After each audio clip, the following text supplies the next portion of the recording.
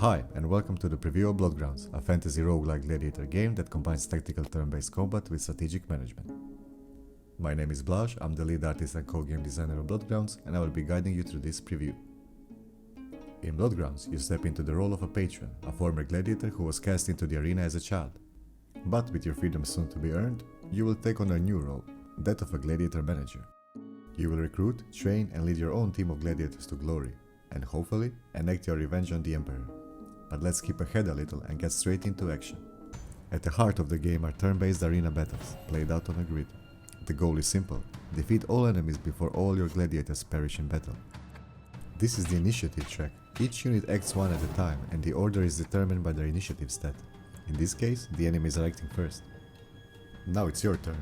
Each gladiator's basic stats are shown in the lower left corner, such as their health, armor, movement and action points. Gladiators can move across the arena and use the abilities to attack enemies or aid their teammates in battle. Both movement and using abilities cost points, which are restored at the start of each turn.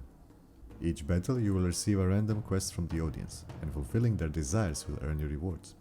Also, each arena comes with a special modifier. Modifiers often hinder your gladiators in one way or another and change the tactics significantly. In this case, if a unit ends their turn adjacent to another unit, they have a chance to receive a burn negative status. Fitting. Our team has a slim chance here. Better put up a barricade to hold the enemy's advance. Elara the Archum, a ranged gladiator class, could focus on the healers at the back. Maybe place a trap as well, just in case.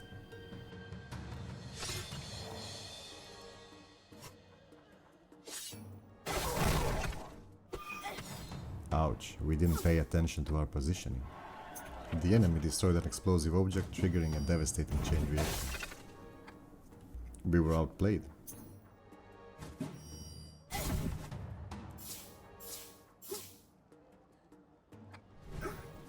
But at least the enemies took some damage from the environmental trap, the radiating pillar. Our first casualty. Witnessing a teammate die in the arena can impact the other gladiators. In this case, Elara became horrified, reducing her movement by half.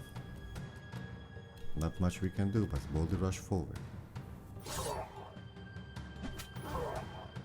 When the enemies are grouped like this, it's the perfect time to use Scriptum Laceratio, a magical scroll that inflicts bleed on all enemies within range. Time to return the favor, with a bang.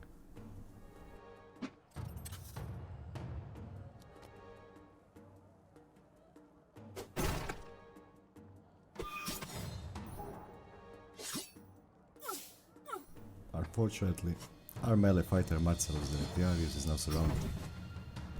This won't end well. Oh no, this battle cannot be won. Let's fast forward a little bit.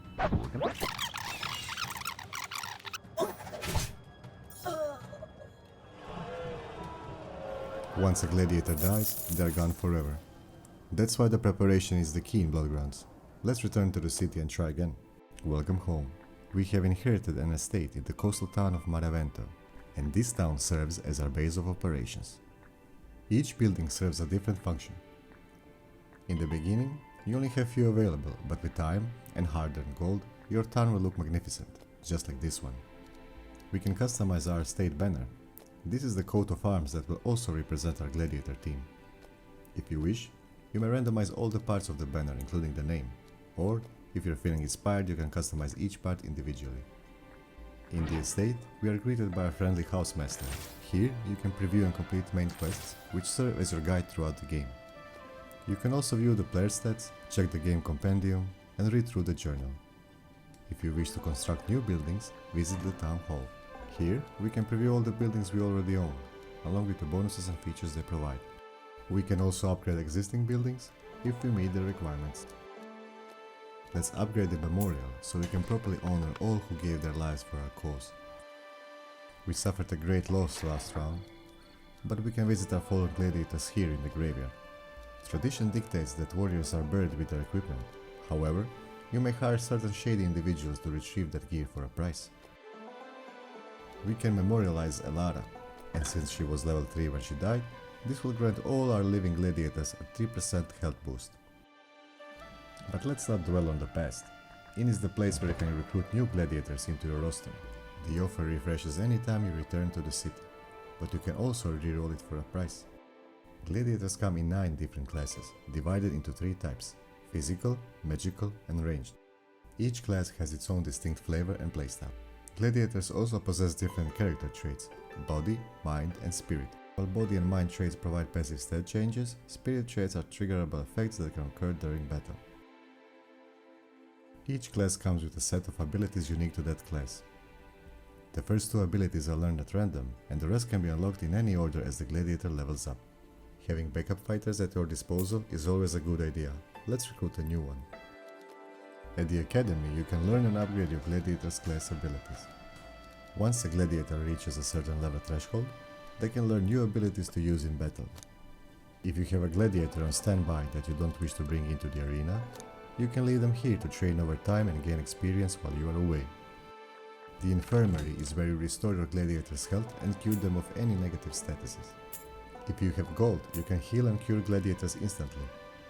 Or you can leave your gladiators to rest and recover over time, allowing them to be fully healed by your next return to the city. Resting is also the only way to cure traumas. The market is the right place to sell your unwanted equipment, as well as buy new gear and consumables. You can compare items on offer with those currently equipped on your gladiators. The market's inventory refreshes each time you return to the city, but you can also reroll the selection for a price.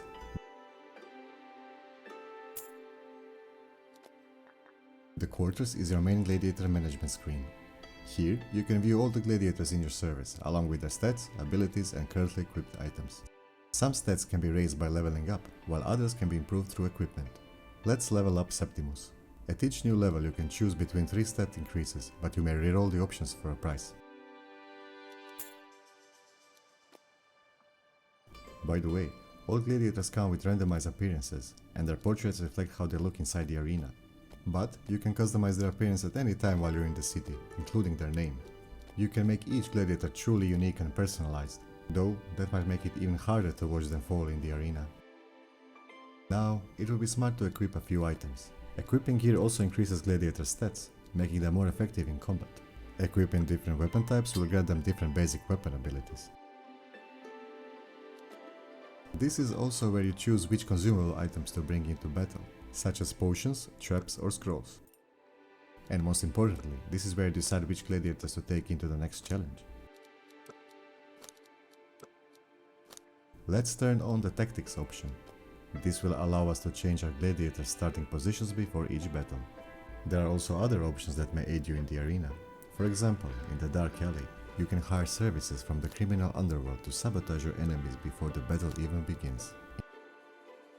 In the Tactical Vault, you can buy war machines that aid you in battle by automatically using their abilities, but they have limited durability. Can go wrong with a cannon. Maybe mingle in the forum a bit? The forum is where you can accept quests from the people of Marevento, and completing those tasks will earn you rewards. I think we are ready. The map serves as an overview of the game world. Here, you can see all the distinct regions of the Empire and their arenas. Let's try something different this time. The lush jungles of Inardia will be a nice change from the burning ruins of Sacra Terra. Each arena offers multiple challenge runs of varying difficulties, and you must complete the easier ones before unlocking harder challenges. Each run consists of multiple battle and rest nodes, and some battle nodes even feature randomized arena modifiers to make fights even more challenging. And we are off, the audience thirsts for blood. This time we start in tactics mode, allowing us to adjust our gladiator starting positions anywhere within the first 2 rows. It's probably wise to move them out of the trap's line of fire. Then, since we prepared sabotages before the battle, we may trigger them. We'll go with Insidia and lay a few traps in front of the enemies. The tactical machine is on turn. Our cannon will fire at random enemy target every few turns. It will help us greatly, but we must be cautious not to stand next to enemies and take damage from the explosion. Now, since Justus was placed in the middle, we can do a fun earthquake combo and pull the enemies into traps. Nice! All enemies were damaged when their ally stepped on the backfire trap. We should probably retreat and heal up. Remember, you must win multiple fights in a row to win a challenge. We also managed to complete the audience quest by using 2 potions. At the end of the battle, we will receive a random item as a reward. Perfect timing. The audience threw a pickup into the arena. Favor of Protection will grant us invincibility for a turn, allowing us to advance forward without worry. But before that, we will help our teammates by summoning a banner, which will increase their armor each turn. Latra is an Agilis, a nimble acrobatic class that can move around the battlefield with ease.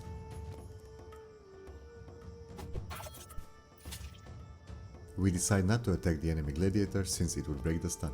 Instead, we go for the old-fashioned AoE bleed, which will damage the units at the end of their turn. We just got poisoned, and while it doesn't seem like much now, the effect could be fatal over time. Luckily, we brought our support, Octavia. With her binding devotion, she is able to sacrifice a portion of her health to remove a negative status from an ally anywhere on the grid. Unfortunately, the cannon fires on Rosilla and damages our Achilles as well. Now free from her stun, Rosilla wreaks havoc in the arena. But we should take care of weaker enemies first, leaving the enemy gladiator for last.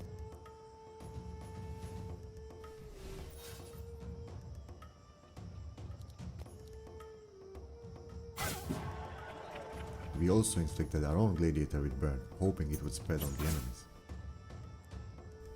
Picking up the Favor of Power gives us an extra ability point. We dash the warrior to avoid the attack of opportunity and finish off the lizard man. We ensnared Rosilla in a net. Time to finish this.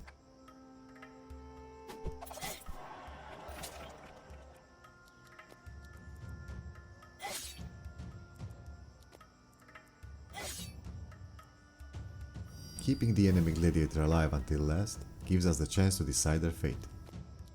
Should we show mercy and recruit Rosilla into our roster, or should we execute her on the spot, pleasing the audience and earning extra gold? The choice is yours.